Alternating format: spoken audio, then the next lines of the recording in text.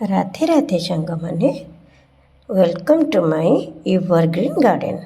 देखंतु ये होची मैक्सिकन पिटूनिया गछ।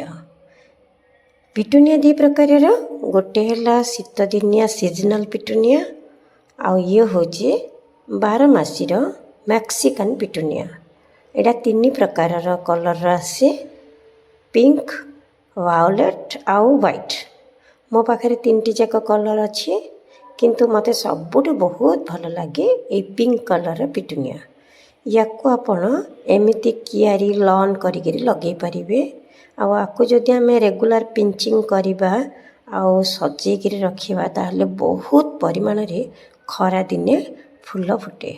तो खरा दिने गार्डन को सुंदर करने आपण मैक्सिकन पिटूनिया लगे पारे।